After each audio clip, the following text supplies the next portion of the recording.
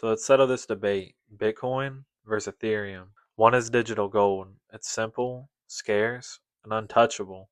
The other is innovation, DeFi, NFTs, the whole app store on crypto. Here's the uncomfortable truth that nobody wants to hear. Ethereum is losing its ground in some areas, while Bitcoin is staying locked in. Today we're breaking down the history, the money, the fees, the competition, and the future. By then you'll know exactly why Bitcoin is Bitcoin and why Ethereum still has something to prove. Don't forget to check out my video published before this. We're giving away $20 on Bitcoin if we can hit 1,000 views and 100 likes. So Bitcoin was created in 2009. It was money without banks. The rules are simple. Only 21 million will ever exist. That's scarce. And that's the whole point of it.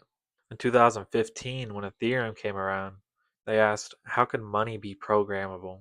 So it added smart contracts, codes that run on chains. That's why we have NFTs, DeFi, and all the other things. So what does this mean? Bitcoin is a store of value, and it keeps it simple. Ethereum is broad, it's tech related, and it's meant for building things. Bitcoin doesn't try to be everything. It keeps it simple and it has one purpose. It tries to be trustworthy money. No app store, no smart contracts. There's no constant upgrades, no flashy features, just hard rules and strong security. That's why institutions are starting to feel comfortable with it.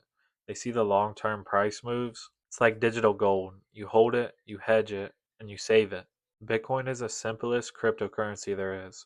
There's 21 million, and that's it.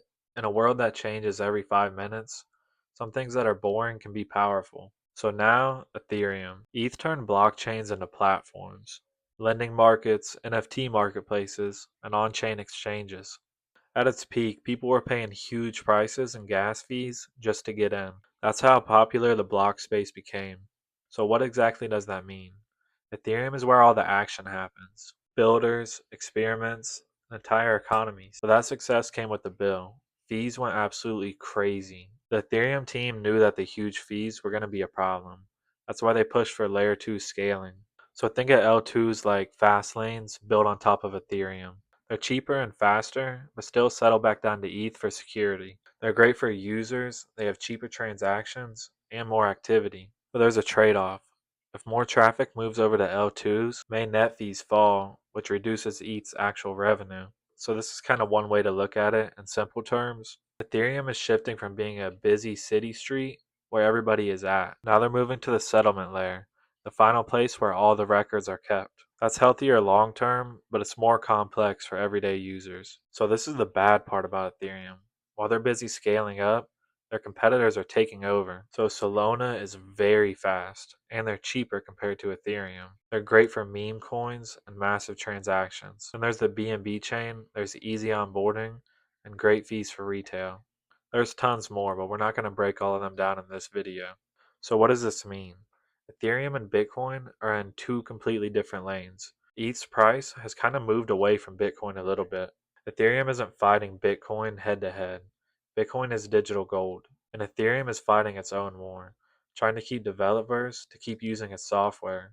But that takes a lot of upgrades and time. With Bitcoin, you don't need anything. There's 21 million. When people buy Bitcoin, they don't ask which version, which chain, which bridge. It's just Bitcoin, one cryptocurrency, and one idea.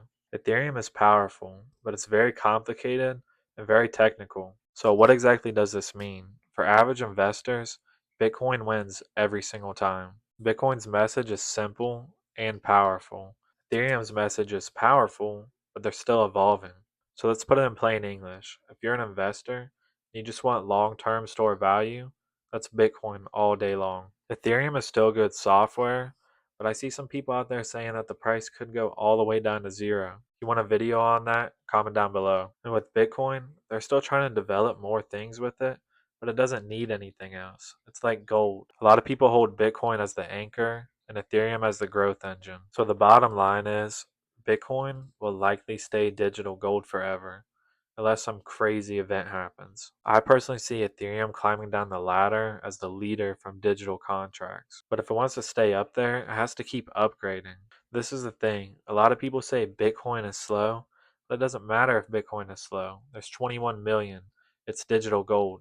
It's like saying gold is heavy and it's hard to move. it doesn't even matter because it's gold. So who wins? I'm going Bitcoin every single day. Let me know what you think down below. Which one do you trust over the next 10 years?